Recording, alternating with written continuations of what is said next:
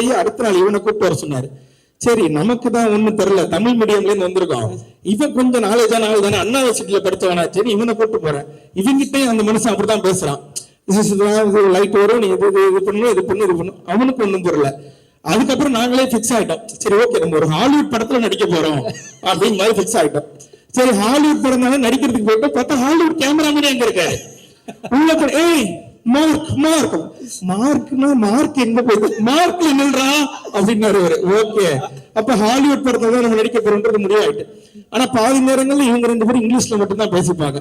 இதெல்லாம் நான் வந்து உண்மையிலேயே இந்த மேக்கிங், ஜாக்கி சான் படம் மேக்கிங்ல தான் கடைசியா போடுவாங்க, ஒரு கேமராமேனும் ஒரு டைரக்டர் இங்கிலீஷ்ல பேசுறதுலாம். இதெல்லாம் நான் பார்க்கும்போது உண்மையிலேயே இவன்கிட்ட சொல்லுவேன், நிறைய பேசுறாங்கடா ஆனா ஒன்னும் புரியலடா. அவங்க பேசிப்பாங்க, ஆனா சரி இது சொல்லலாமான்னு தெரியல. பல நேரங்கள்ல வந்து நிக்கேட்ல வந்து சார்ஜ் எடுத்துட்டாருன்னா எங்களுக்கு எல்லாம் பீதி ஆயிடும். அது நான் பரவாயில்ல, சில நேரத்துல பிரதீப் ரோக்கே அது பீதி ஆயிடும். பீதி ஆயிடுச்சுன்னா அவர் கொஞ்ச நேரத்துல அவர் என்ன பேசுறாருன்னு அவருக்கு புரியாது. ஆனா அவருக்கு ஒரு மல்டி பர்சனாலிட்டி இருக்குன்றதை நான் கண்டுபிடிச்சிட்டோம்.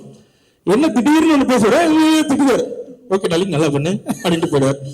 இப்ப இந்த மனுஷன் அதுக்கப்புறம் வந்து உங்களை இல்ல அவங்கள அப்படிம்பாங்க. சரி, அவங்களை வேற யாரையோ சொல்லியிருக்காரு அப்படின்னா அவங்ககிட்ட தான் சொல்லுவாரு, உங்களை நீங்க லைட்லாம் கரெக்டா வச்சுக்கீங்க, இவனுங்களதான் சரியா நடிக்கல அப்படின்ட்டு போயிடுவாரு. சோ இந்த படம் உண்மையில ஆரம்பிச்சது ஒரு மாதிரி ஜாலியா ஆரம்பிச்சது, முடியும் போது ஏண்டா முடியுது அப்படின்னு இருந்தது. ஏன்னா 3 பேரும் நல்லா சோறு போட்டாங்க.